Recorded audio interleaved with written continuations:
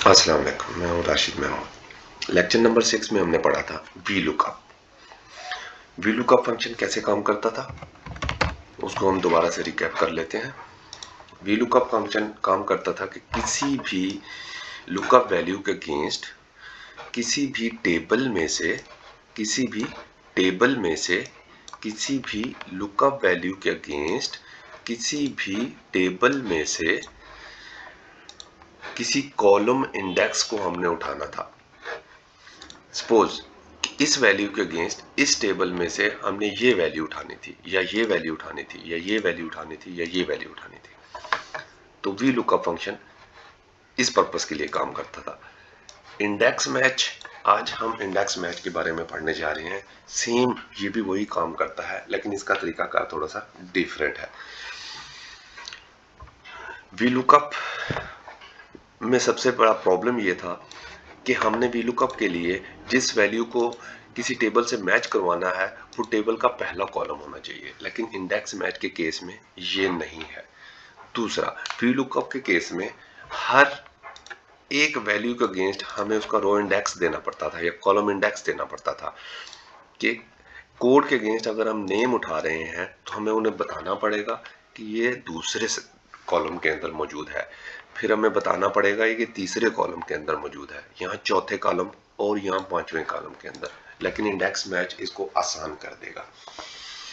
Index match function को हम use करते हैं, उसके लिए सबसे पहले इक्वल टू इंडेक्स, हमने क्या चीज इंडेक्स करनी है। इंडेक्स में अरे देनी है हमने कि हमने नेम को लुकअप करवाना है, इसको हमने फिक्स नहीं करना। अब उसके बाद कॉमा मैच, मैच किस चीज को करवाना है, हमने कोड को मैच करवाना है। कहाँ मैच करवाना है, इस कोड के कॉलम में, इसको अब हमने फिक्स करना है। उसके बाद कॉमा, एग्जैक्ट मैच के लिए हम 0 यूज करेंगे और ब्रैकेट बंद, और फिर से हम एक और ब्रैकेट बंद कर देंगे, एंटर। उसने मैं बताया कि उसामा जावेद है जो कि मैच करके उस टेबल से लेकर आया, उसका नाम इस कोड के अगेंस्ट। इसको हम कॉपी कर देंगे नीचे, तो ये सारे मैच हो गए। वी लुकअप के केस में हमें यहाँ दोबारा फिर कॉलम कॉमा वो लगाना पड़ता था फॉर्मूला, जिसके जरिए हमें 4 दफा ये फार्मूला लगाना पड़ेगा। लेकिन इस केस के अंदर हमें 4 दफा ये फार्मूला नहीं लगाना पड़ेगा। हम इस सेल वैल्यू को जो कि G4 है इसको फिक्स करते हैं, इसका जस्ट कॉलम फिक्स करेंगे ताकि इसको हम कॉपी करें तो इसका कॉलम रेफरेंस सेम रहे। इसको हम कॉपी करते हैं यहाँ टाइटल में, तो वो कॉपी करके ले आया है कि इस कोड के अगेंस्ट इसका टाइटल ये है, सेम डिपार्टमेंट एंड ग्रेड। इसको कॉपी कर दे नीचे, तो हमारे पास ये डाटा तैयार हो चुका है। अब उसने ऐसे कैसे कर दिया, टाइटल के केस में उसे कैसे पता चला कि हम टाइटल उठाना चाह रहे थे और यहाँ टाइटल ले आया।